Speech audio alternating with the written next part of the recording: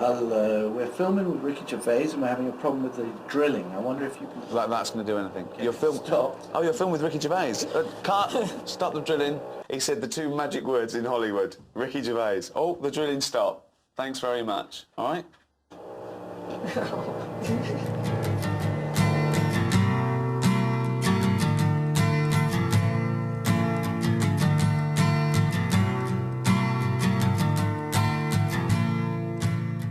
I can't imagine why he'd want to speak to me for Channel 4. No disrespect. I know that he doesn't like interviews, or I think he's quite a grumpy man. You know that he's seen The Office and Extras, don't you? He told me he'd seen it. Yeah, definitely. He's not going to go, oh no, I thought, no. I thought it was Billy Connolly. I was, okay, good. The Office has made Ricky Gervais a global comedy star. It's shown in 80 countries, and its DVD sales make it the most successful BBC comedy export of all time. Extras has also gone international. He's the only British comedian to write and star in an episode of The Simpsons and win a Golden Globe. But he's turned down lead roles in Hollywood and multi-million-pound commercial contracts. So how does he cash in on worldwide stardom? He meets his heroes.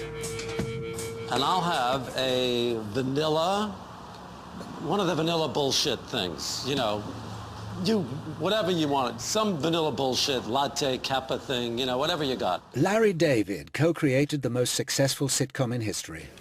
Why don't they have salsa on the table? What do you need salsa for? Salsa is now the #1 condiment in America. Do you know why? Because people like to say salsa. Excuse me, do you have any salsa? We need more salsa. Where's the salsa? No salsa. The show, which was written by Larry, regularly got 30 million viewers. Following this huge success, he chose to shun the networks and epic ratings to go to HBO and have complete creative control, writing and starring in his own series, Curb Your Enthusiasm. It's a cafe latte? What is that, milk? Milk and coffee. Coffee, yeah. Milk and coffee, who would have thought? You know, milk and coffee, oh my want. God, what a drink!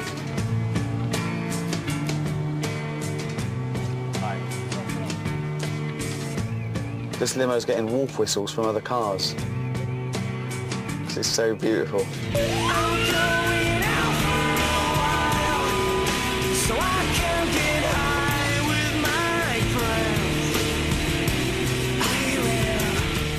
At least it was like a full body shot and other things happening. If that had been my face, think how big that would have been. My big, fat, 100-foot face. That would have been scary. I'm thin in America. But I still wear black. I went straight up upstairs and got it for you. I can help you out with shaving, by the way. I want to film this. Well, I thought we are filming this. No. I have great shaving You were going to wait techniques. there, and then I was going to bring it in. Oh, sorry. I thought we were rolling. Hi, we're doing another take? We are. But aren't we just filming this? Huh? We are filming this. Oh, we are now. I have to act? You want me to come in and act now? Yeah. What do we do? Do you mind if we film you while you're putting on a bit of... No, Great, let's do it. okay. I'm just going to take down a little bit of the redness. What redness? No, it's true. On my nose, is that a little red? I thought there was something wrong with me. I had to go to a dermatologist. Yeah. Is this weird? Two men just talking about their skin condition while being filmed, being made up? That's all right, isn't it? You know, two men as secure as we are. Absolutely. I don't think it's a problem. Maybe we're metrosexual. Are we? What's that? That's a guy who's very involved with creams. and moisturising. Heterosexual, but he takes very good care of himself, good grooming. He thinks nothing of a Brazilian. And I like to be as spick and span down there as any woman you're cared to me. I have to say, I haven't used the word Brazilian in my life. Now, the onus is pretty much on you for most of this, isn't it? You know, you're the interviewer, right? Yeah. So I'm the guy who should be really relaxed about this. Absolutely. I don't want to have to feel like I'm on a date here, right? I'm not on a date. Just because I talked about Brazilians, that was... I wasn't bringing that up to fish for compliments. No, I mean, I know. No. I'm going to give you a little chapstick. What's that? Chapstick for chaplets. No. I think that if you use that chapstick stuff, Yeah. I think you'll start getting chapped lips all the time. I really do. Because you assume that your lips are being mollycoddled and they need to go out there and be a man. Yeah. But thanks very much for doing this. The only reason I'm doing it is because it's in England. Sure. And nobody I know will be watching. So there's a great freedom to that. Right. I was hoping that it's because you had And also, me and yes, my work. yeah, no, of course. Obviously, that has something to do with it, yeah. Yeah. When I was doing stand-up, I would never let anybody come see me. I only wanted strangers in the audience. I couldn't stand it if I saw a face and if I recognized the face. It would throw me. I went to see some comedy last night. I sort of just snuck over to the comedy store on Sunset. I saw 8 acts. Every single one of them, their catchphrase was, "What the fuck?" What the fuck? Right? And they all talked about their ethnic parenting. It was like, if it was a Korean bloke, it was like, oh, my dad would go, "Why you want to go into comedy?" The Jamaican, "Why you want to go into comedy?" It was like, just change the race and then use, "What the fuck?" Every single one of them. Can you say fuck on your show? Yeah. You can? Yeah. Do you want to?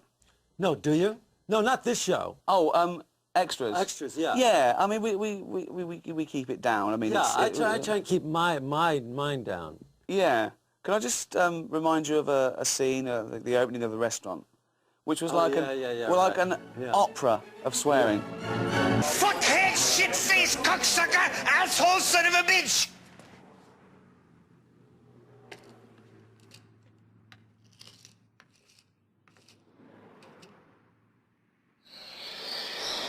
Maybe one day I'll get a chance to do something good for somebody like that. Scum-sucking motherfucking whore! Cock! Cock! Chisholm! Grandma! Cock! Bum. Fuck, turd, fart. Cunt, piss, shit, bugger, and balls! Damn it! Hell! Crap! Shit! You goddamn motherfucking bitch! Fuck you car wash cunt! Now, car wash cunt is poetry. That's she came up with that. What do you think about swearing in comedy? I don't like to abuse it at all. I know just from doing stand-up that it's the easiest way to get cheap and easy laughs. I think it can be funny. It definitely makes anything funnier. It does. There's no doubt about it. Once you inject a fuck into your speech, it makes it funnier. It gives it an emphasis, and it gives it a shock. What did you have? I am afraid to say I had an ace high. Ace high? I know, but I got it. How could you not go in with an ace high? Oh, you cunt! What a cunt! I can't believe that you didn't go in with that. I just thought that she... What a hand! That's a great hand for this game. Wow.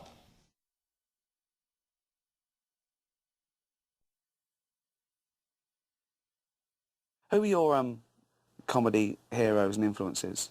When I was growing up, I loved the Bilko Show. For the life of me, Sergeant Bilko, I can't understand how he lost. You know, lots of people go to the races, win a little, lose a little. Not us. We brought our own expert. Born and raised on a farm in Kentucky, knows all about horses. Joined the Army. Why? So he could pick a horse for us that came in absolutely last. Good boy. He was doing what we were doing in a way.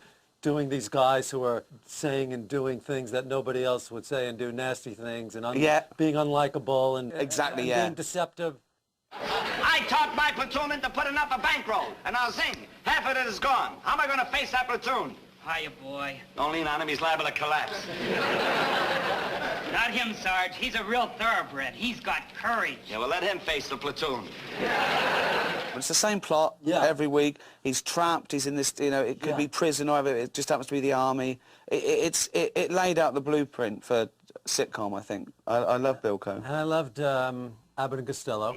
Chuck, what? Do we have to sleep in this room? Why, you're not afraid, are you? No. But if you see a pair of pants flying through the air, don't grab them. Why? I'll be in them. Right. I loved Abbott and Costello. I did, but I always felt that I had Laurel and Hardy. Well, here's another nice kettle of fish you pickled me in. I think they were too sophisticated for me when I was a kid. There was something I didn't quite latch onto about them. I don't know why. It's the relationship that I love. I'm with this idiot. It's almost like I'd be okay if it wasn't for this fool. And it's the way they share that screen time that Stan's the idiot and he says stupid things, and Ollie can't believe he says those things. Well, what's the matter? Where's that clock? What clock? The clock you paid $290 for. Why, that's ridiculous. Where would I get $290? Where's that clock? I don't know. He said he was going to keep it in the dark. And if I didn't keep my mouth shut, then nobody'd be any the wiser. Oh! Now, why didn't you keep your trap shut? And I think there's a certain amount of that with you and Jeff. You take turns. Sometimes you're the Stan, where you say the wrong thing and it's out there. And sometimes you're the, why do you say that? What, you're an idiot. Oh, my God! What are you... Here. Oh, needed this. Susie's here. What? Oh, What hi, is Susie. going on here? What are you doing here? The amount of sleep that I've lost... What thinking are about you this... doing here? Listen, and I'll tell you. Sammy's shelf has been on my mind. I've always thought the shelf was loose. And you brought Larry to help you with the shelf? I know a lot about shelving. I put up all the shelves in my house. And You put the shelves up in your... I find that He hard to knows a believe, lot Larry. about shelving. No, I put them all up. And I Mr. was California gonna, Closets over check here out all of a sudden? the shelves here. Look, get the hell... Leave! Jeff, in a way, has a tough role on my show because he's a confidant. Sometimes he's just there to be helpful to the story. You know? It's such a useful character, though, isn't it? Because he knows everything. And, I couldn't do the show without that character. It's almost like setting you up. You know, it's sending you on your way. And yeah. Now, Cheryl is so adept at She's doing great. that kind of thing. Oh, by the way, did you tell Wanda she has a big ass? I didn't tell Wanda she Yes, had you a did. big ass. She'll always know exactly how to make a scene funnier. Why? What's the big deal? What if I did say she has a big ass? So what? That's not so terrible. What's the matter with a big ass? I like big asses. There's no problem. You like big asses? I don't mind a big ass. I mean, no, that's not necessarily no, big. This is interesting. No, what? You love big asses? No, I don't love big asses. How big do you like them? I like them just the regular. I like them just like yours, okay? Oh, That's how I because like mine 'em. is really big. and No, I it's like not 'em big. really big. It's not. It's good size. You just said I love big asses I and I know. like yours. And completely gives herself over to it. No ego at all. Always knows where to take a scene to get it funnier. All there's this stuff nothing is pinky. unfolding now. Nothing's Which unfolding. is interesting. After years together, I'm just finding out. What are you like, crazy? all these No, sexual that's things so about you that I untrue. have no idea. No, I'm not the deviant. I didn't say deviant. Presumably you get the ideas from real life, their observations or things that you think may happen. And is it all for the comedy, or is there any part of it that's you getting something off your chest? I'm not consciously trying to get things off my chest, I don't think. But things do occur where I go, this will be a good thing to do on my show, that had I said it at the time, I would have gotten something off my chest. Right. Like this one scene that we did, the check came and Cheryl and I were out to dinner with another couple. Larry. No splitting. Please. No splitting. You picked up the last one. Thank you, Stu. Anyway, thanks, Stu. That's very nice of you. Thank you. You're welcome. What about me? You can thank me too? And thank you, Susan. You're welcome.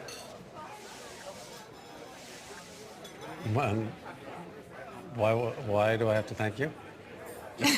For dinner that my husband and I treated you to? Oh, I thought he treated me to it. Stu pulled out the credit card and put it down, yes. Yeah. So I thanked him. And he's using our money to pay for it. So you could thank us. We're taking you out to dinner.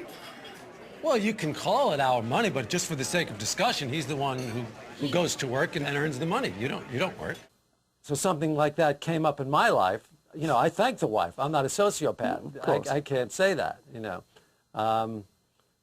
But I knew immediately that this is something I want to do on the show. So in that sense, yeah, it is a way to get things off my chest. The trouble is that I have with watching Curb Your Enthusiasm is that I agree with everything Larry says.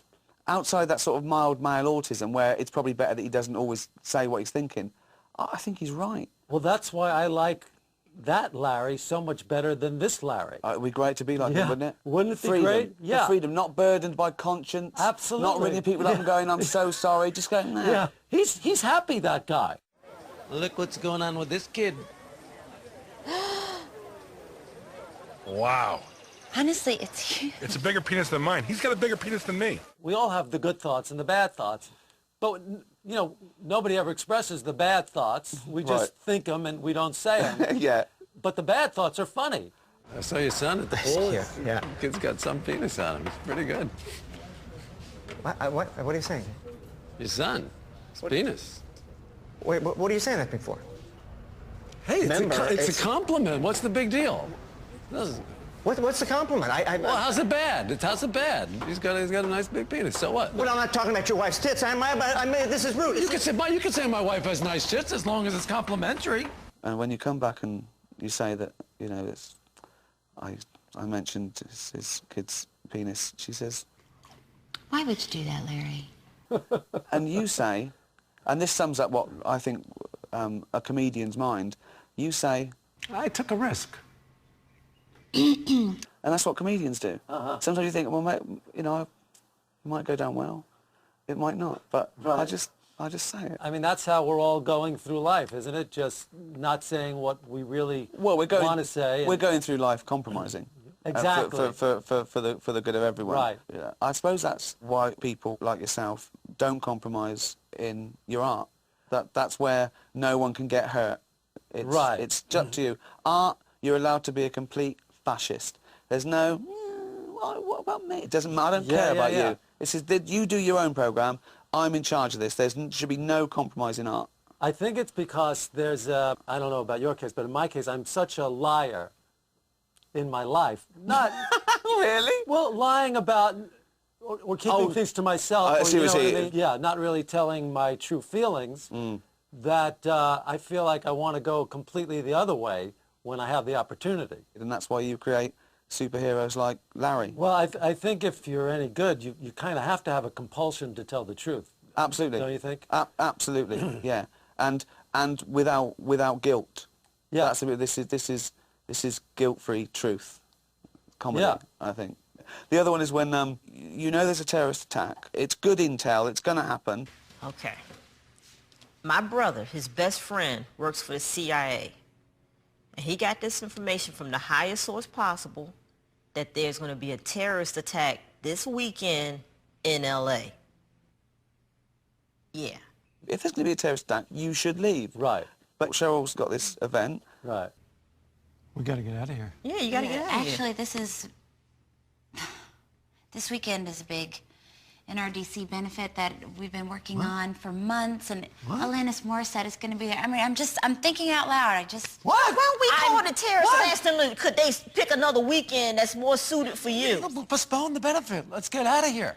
I thought I'd never say this, but Larry's right. And it absolutely sums it up, where Larry, he says the thing that's on his mind. It might not be the right thing to express, but he's totally right morally. Well, maybe,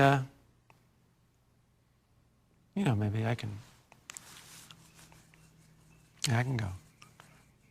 And where are you going to go?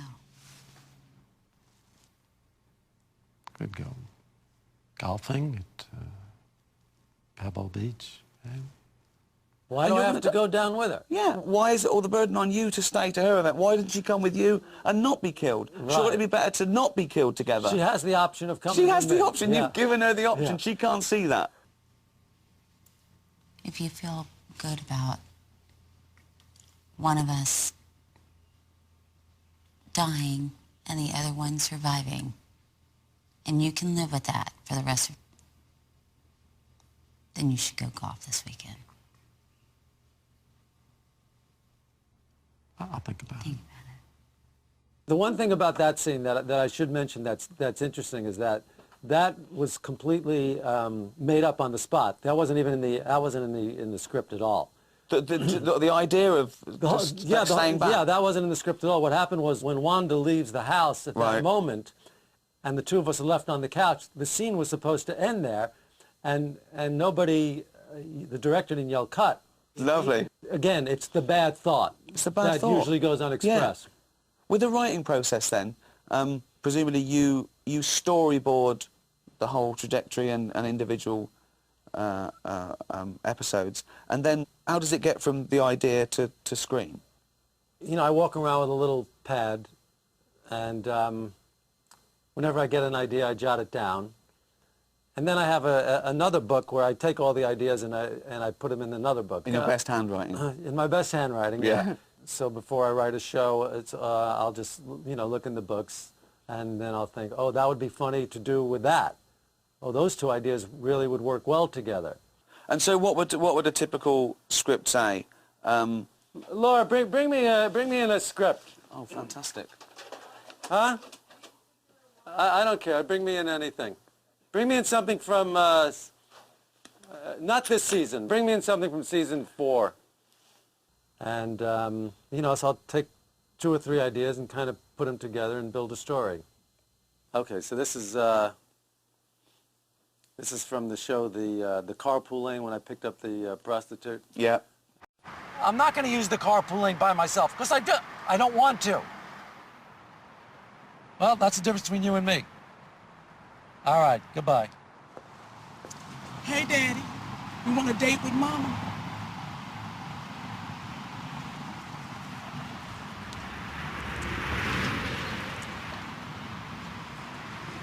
Get in the car.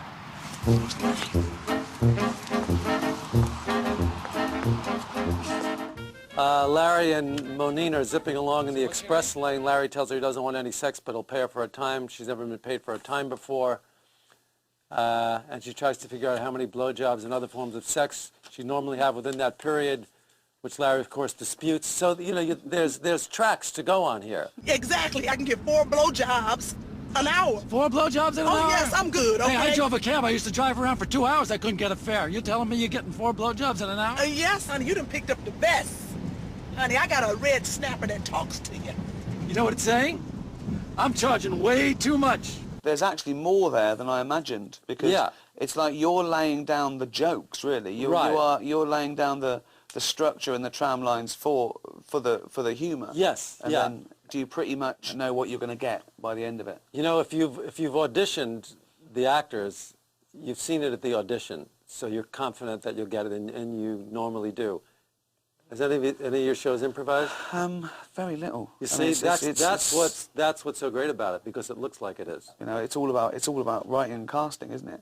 And in your show, how do you know these people can do that? Because you're asking so much of them, aren't you? The lesson I've learned is always audition, so you're confident that you'll get it, and you normally do. But sometimes we give out parts to a known actor. Great seeing you. Bye, Christine. Bye, guys. Why don't you come up front? I'm okay. Come on up front. I'm good. Good. Are you serious? Yeah, why? What's the difference?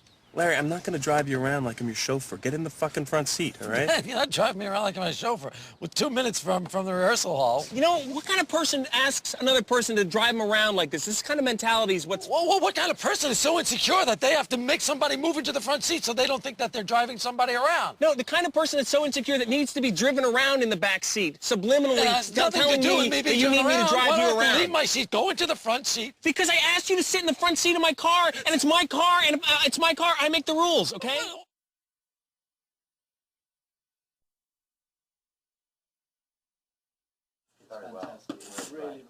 What is this going to be cut down to? About an hour. An hour? You're kidding. It's an hour? It's a difficult question for you. I love Jewish humour, but I don't know exactly what it is. What's Jewish humour? I really don't know. I don't know what it is. I know that there's a lot of Jews in comedy. There's themes to Jewish humour that you could probably cite.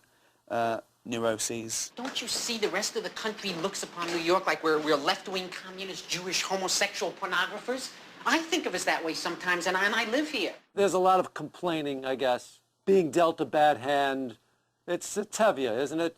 The weight of the world on your shoulders. Fantastic, complaining. Yeah. I think it's a lot of that. And my parents really didn't like me. They told me I was Jewish on Christmas morning, and they just wake up, you're Jewish! Empty stocking. talking, but There's also a certain rhythm, I think, to the way that Jews talk that might be funny. Every Jewish woman wants to think she looks Hawaiian. Don't I look Hawaiian? People say I look French. I think I look Dutch. Do I look Spanish? You look Jewish, you dreck yente, that's what you look. Well, Yiddish is funny already. Yeah, I wanted to learn Yiddish because the words... Yeah. Amazing. It's a great language. Yeah. There's like a jazz to it. Yeah. I mean, like when you listen to Lenny Bruce's albums, there's a jazz to the way he talks. Titties are dirty and vulgar? No, it's the words, the way you relate. Are you sure it's the word, not the titty, that's dirty to you? It's the words, all right? Suppose we change the words to tuchuses and nays. Well, that's a little better. I grew up loving the Marx Brothers. I noticed you've got a picture of Groucho, and there's such an amazing quote. He said when he was 80 years old, he said, I'm going to Iowa for an award, then I'm appearing at Carnegie Hall, it's sold out, and then I fly to France to be honoured by the French president. I'd give it all up for one erection. That's great. 80 years old. Yeah, the culture of Yes. Jews being funny comes out of the I guess some kind of oppression, because oppression would lead to humor, would it not? When you're in a terrible situation, the only thing you could do is be funny. Excuse me. Are you Jewish? Are you Jewish? You want to check my penis? Okay. Huh? Is that what you want to My do? real question Huh? is, Yeah, what were is you your whistling? real question? Yeah, what were you whistling? Hello, Dolly? No, it was Wagner. Oh, was it? Yeah, You, it's a sir, major won $100. I want to know what a Jew is whistling Wagner Do you for wanna when he was know? one of the great anti-Semites of the world. You know what you are? What am I? You're a self-loathing Jew. Am I? Oh, Well, yes, let me tell you yes, something. yes, yes. Jewish. I do hate myself, but it has nothing to do with being Jewish. Okay. But what have we got to be oppressed about? Me and you? What's our No, issue? no, no, I mean, we're- you've got yeah. Jewish. I haven't even got that. Yeah, right. What's your thing? Nothing. I'm a white, middle-class bloke from England. I get annoyed at people eating too loudly, or a waiter not looking at me immediately, you know, or... Asking somebody the time and they go, you know, like they're doing you a big favor. Really Yeah. annoys me. Yeah. And also, if there's two people and you bump into each other, Yeah. right, it's equal. We weren't looking either. I go sorry, they go, Yeah. well, hold on, Yeah, it's the same exactly. for Yeah, you both hit of me us. too, I What know. are you doing? I know. Yeah. And that makes my blood boil, which is Right, weird. That's right. all I've got. Yeah. No one's dying, no one's starving, I haven't got any fatal diseases, but a waiter's got the television on too loud, and he's not even, well, this is not for you, you know, and barman have the television on. I was just getting to the age where I could ask, right? When you hit sort of like 36, you can go into a pub and say, can we have that telly off, mate? Yeah. Right?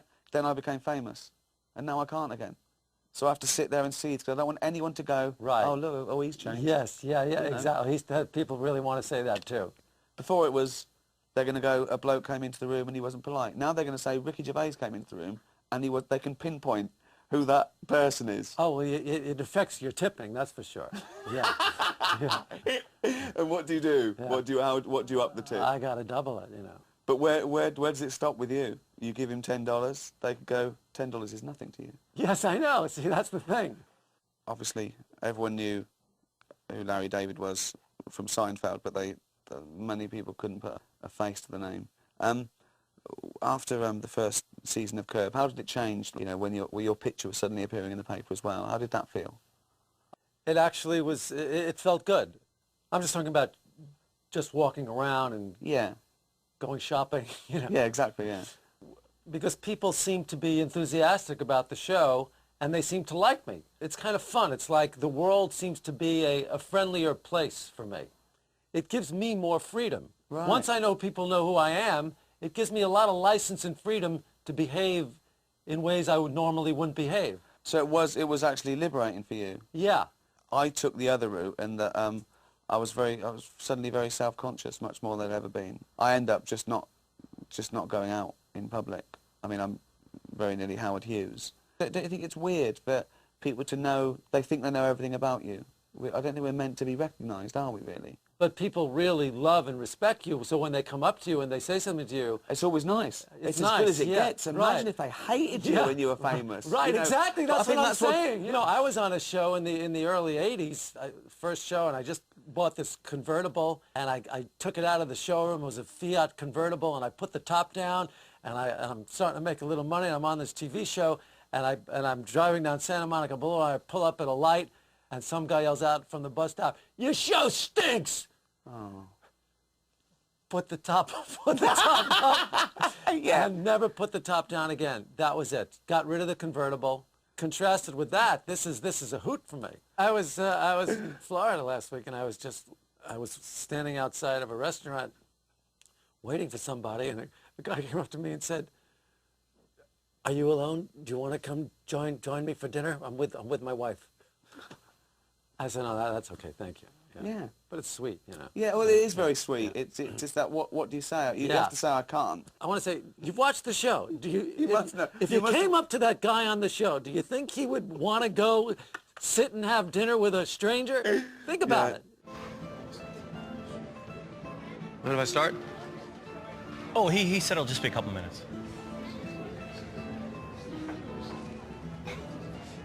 So you don't want me to start, is that it? It's a couple minutes. You don't mind, do you? I just think it's kind of weird. I mean, if you got your food come first, I would say go ahead and start. What do I care? Well, I would wait for you to get yours. I really wouldn't want you to wait. I'd be uncomfortable if you waited. Well, I'd feel it would be polite to wait for your food to arrive. I think it's kind of impolite to prevent a person who's hungry from eating. Yeah, but we're supposed to be having lunch together. I mean, that's what I bought. We are having lunch. What's the difference? Do we have to start at the exact same time? I don't get that. Well, I don't see why you can't wait 2 seconds for your cold sandwich. It's not like it's even hot. Well, I don't see why you care if I take a bite of my food. How does that bother you? Because we're having lunch together. So what? The two of us.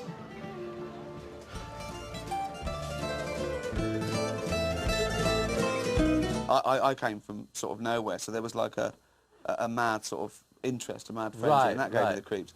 The interviews, just, you know, you get bored with talking about yourself. Some of them are banal. I cringe every time I read anything, any interview. I cringe from it. Cringe. Because there's rarely a rapport with anybody who's talking to me. Mm. They don't listen even to what you're saying.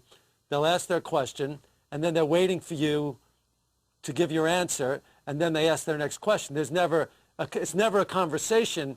It's always, you know what I mean? It's always just... They do this. They go, are there ever times when you just, you know, don't like what you've done? You go, right, blah, blah, blah, blah, blah. Yeah.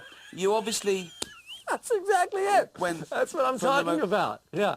Go right to the next one. And the other one is, they go to that, I go, okay. I want to go, you're not giving me anything. I know. I say to him sometimes, put that away, talk to me. You know, You want to hear, that's an amazing answer. Yeah, right. So, where did you meet Jerry? Yeah. Now, the other thing I have a hard time with is going on shows, talk shows and stuff like that. I only see a downside to it. I see me blurting something out, some faux pas that'll destroy me, you know. Like if I had something booked like a month from now, the whole month would be ruined for me. I tried to get out of something today. Not this. No, not this. No, not this. I'm supposed to do this thing in New York. They called me a year ago, and I said no. And then I said, call me next year, just to get out, to get out of it. Call me next year, never thinking next year's going to come and there'll be a call. So of course they called me, and you know, I said, oh, okay. And now it's coming up, and it's on my mind. So I called up to, I said, I put on my funereal voice. I am so sorry. I cannot. I'm sorry. I cannot do it. I've got a lot of problems right now. I just can't. I can't do it. I can't. I'm so sorry. I'm so sorry. And for 15 minutes, I told how sorry I was. Okay. It made me feel so guilty. Then called me back. I just spoke to my boss. You have to do this, you know. I said, all right, okay. You know, so now I'm doing it. And now the next 2 months are ruined for me. Yeah, it's true. Because I will never have a day now where I don't think about having to go and do that now. Not one day. I won't have one day for the next 2 months. I'm serious. That's all I'm going to think about. Everything's ruined. Yeah. You just forget about it for a while and you have a lovely meal. Then little adrenaline rush. You go, oh. I Exactly. know. Oh, yeah, now it's only a month away. Yeah. Am I all profile in this interview? I feel like I'm all profile. You're seeing the whole big nose, the whole thing, huh? No, are you being funny there? No. Do you know you're being funny all the time? Were you funny as a kid? No, not especially. No? I don't think I was. No. I would do stuff for the family, little, performance kind of stuff, Elvis and stuff like that. You know, I'd come in and do Elvis. But I wasn't witty, I don't think. I think you have to be a certain age to be funny. Yeah.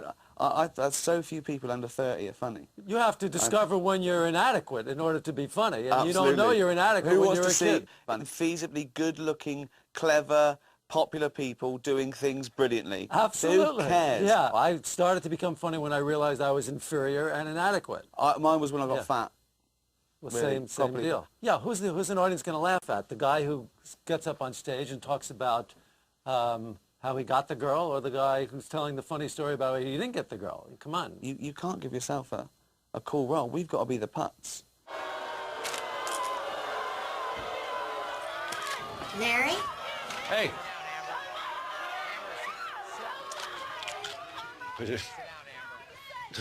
Just a little bit. I asked you to be ready when I got back. Well, Have you even moved since I left this morning? yes, of course. What are you talking about? I got up to tip room service. Have you just retired and this is what you're going to do for the rest of your life? And you're never going to work again? Of course I'm going to work again. When? I don't know. You're in the prime of your life. Are you just going to... No, I'm going to work when something comes up that I want to do. I would really like for you to get dressed so we can go look at this house. Fine. Fine. Thank you. All right, here's Brittany. Brittany, come on out. Look at that girl come out. Look. Look at her. You don't know me. You don't know me. Yeah, you don't go fuck yourself. That's right. Yeah, come on. That's right. Oh, yeah. Come on, come on. No, fuck you. Fuck you. No, fuck you.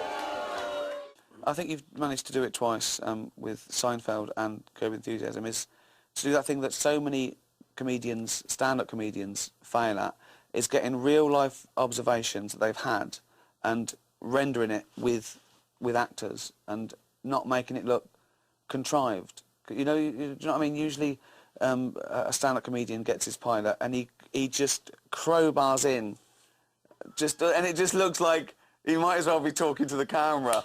And you want to go, well, it's good, but I know where you're going wrong. Because he's doing all this stuff from his act. Exactly, yeah. Right. And I see these comedians on chat shows where when someone said, they say things like, so, did you come on your bike, Larry? Oh, don't talk about bicycles. Bicycles, schmicycles, listen. And it's just... I know. This is crowbarring stuff in, you know, when you work somewhere, it's crowbarring stuff in, but it's making it look like you're not. And that's why I think naturalism is so big and high on the agenda now in comedy. You're a stickler, as I am, for reality. When something takes you out of that reality, and it takes you completely out of the scene, don't you think? Yeah, I want to see someone get their hands dirty. I want to see a bit of their life. Yeah, also, I was never a big joke guy. No. You know, because, I mean, that's the one thing about so many shows, is that everybody's saying all these funny things, right? The audience is laughing. Yeah. But nobody else is laughing. Exactly. They're saying jokes to their friends. Yeah. And then the friend doesn't even smile. Absolutely. And then the friend says something else equally as funny. Like everybody's always has to say something funny. I remember the first time I saw that reversed was, I think is it Play It Again, Sam, when Woody Allen gets beaten up, when he goes home and he starts making Diane laugh. You got into a fight? Yeah. With who? Some guys were getting tough with Julie. I had to teach them a lesson. Are you all right? Yeah, I'm fine. I snapped my chin down onto some guy's fist and hit another one in the knee with my nose. Where's Julie? Oh. She ran off with the leader. I think they're getting married. They're heading for Mexico now. I never would have worked between Julie and me because she's Protestant and I'm Catholic, and there's a great religious abyss between my... Listen, who were these guys? Oh, they said they were hairdressers. Hard to believe, though. Nothing. You want us to call a doctor? No, I'm fine. I could use a 3-foot Band-Aid until the pain subsides. She's laughing and my sex life is turning into the petrified forest. Very funny. You know what? You're very good at it too. I've noticed the way, you know, I know it's a show and everything, and I'm serious. Listen, this is Yeah. listen to it. Whatever he says is the truth. This is I the don't know what truth. he's going to say. Because he is one of the few people who actually has genuine laughter. You have laughter on your show, and you laugh. And when I watch it, I go, wow, it's great. It's great the way you did that. Yeah, well, it's nice, you know. I just think realism resonates more. You can go mad, you can go surreal, you can go fast, but as long as there's an element of realism and recognition, it's better. It's like one time I went out with this bloke and we were in the pub and we were playing the quiz machine and it was for a £5 and the question came up, who discovered America? And I just panicked and I said, Colombo. Oh, see, you're laughing because I'm stupid. No, it's an easy mistake to make. They sound the same. That's what I thought.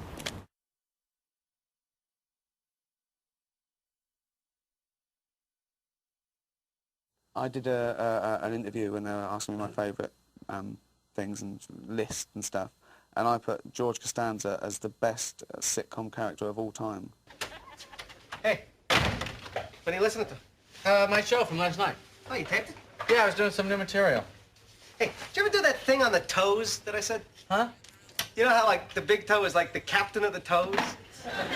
But sometimes the toe next to the big toe gets so big that there's like a power struggle, and the second toe assumes control of the foot. The coup d'etat. Yeah. Did you do it? Yeah. So? Nothing. Nothing at all. George Costanza famously is some of the things are borrowed from your real character. Why did you not play him? It was never even a consideration. Really? It was nothing that I even thought of or Jerry thought of or anybody brought up. It wasn't even on the table. I couldn't have done that and written the show at the same time. It would be too hard. I couldn't do it. So this is the thing when George finally gets to start writing for you know, the pilot, and Right. he sees two girls and he thinks, well, now I can impress the ladies. Yeah. What do I do? Well, actually, I'm a writer. In fact, I'm writing a comedy pilot for NBC right now. A sitcom? How can you write that crap? Carol! This guy's writing a sitcom. A sitcom?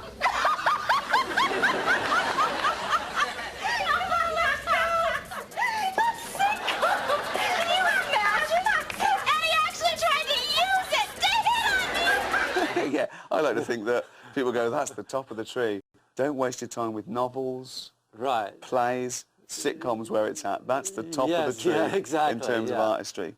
Is there anything you want to do in television outside comedy? Would you want to do a drama or a film? Oh, no, I would be completely lost, completely out of my element. It would be laughable.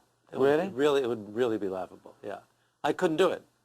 I would have no barometer for knowing that it's good. How would I know it's any good? Well, I wouldn't know. There's no guides. Well, there's good drama. There is. And there's bad drama. Right, so... but people who are dramatists know when it's good. I wouldn't know if it was good or not. But how did you know it was good when you started writing comedy? If not, there was good comedy and bad comedy. If people laughed. You know, people were laughing at this comedy club where people were going, what the fuck? It's that thing. I go to one of those comedy clubs and people go there and go, anyone here smoke? Anyone smoke weed? Get the munchies, don't you? What they should do. And I'm looking around at people and they're going, yeah, you do get the munchies. You get the munchies.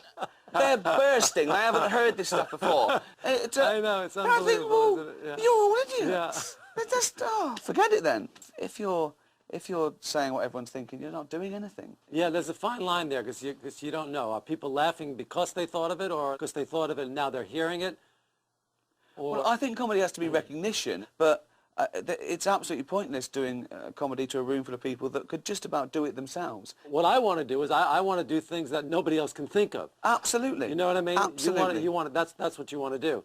You know, so many times when I'm watching your shows, I'm going, I wish I would have thought of that. Oh, yeah. Oh, wow. You know what I mean? I suppose that I want the right laugh. I want to look around. Yeah. I want to look around and go, right, they're not laughing. That's a good sign. Yeah. That's good. I didn't want them to laugh. Right. I don't want you to like. I don't want you liking my comedy. Well, I had plenty of that when I was doing stand-up. I heard a rumour that sometimes you'd go out and you look at the audience and go, nah. Yeah, I did that once. Yeah. And was that heartfelt? That wasn't totally. a gimmick. That wasn't a gimmick. You looked I out. got up on stage. I looked out at the audience. I kind of took them in. I looked around.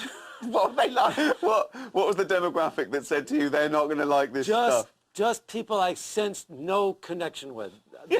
Nobody I ever wanted to sit down with and talk to. I didn't want to be talking to. I could tell on first sight. You know, my hen parties and bachelor parties. Yeah, right. Yeah. Exactly. The warm-up guy throws stuff out and shows his ass. Right. Yes. Yes. Brilliant. Yeah. Right. And I looked out and I went, no. Yeah. And then I left. Yeah. Well, I mean, after Seinfeld and with your success, obviously you never have to work again. What drives you? What drives you to keep going? Well, you gotta get out of the house. My mother always said you need a place to go. Yeah, I agree. You need a place to go, no matter what it is. You have to get out of the house and have a place to go every day.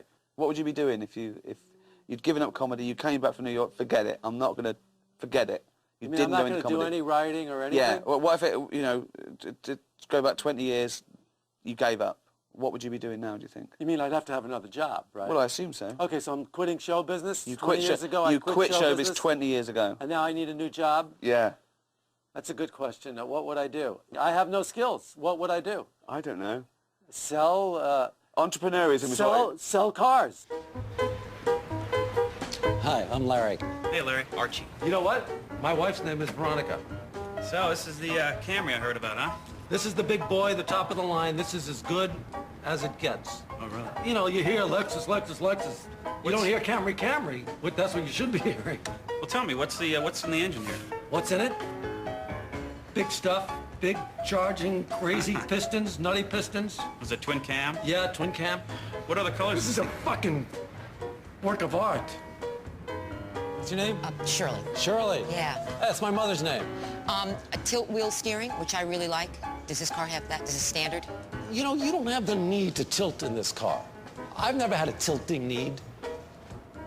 I heard that these SUVs, that they sometimes they roll over rather easily. Roll over? Are you kidding? Look at this thing. Look at this. Look at it. Well, thank you so much.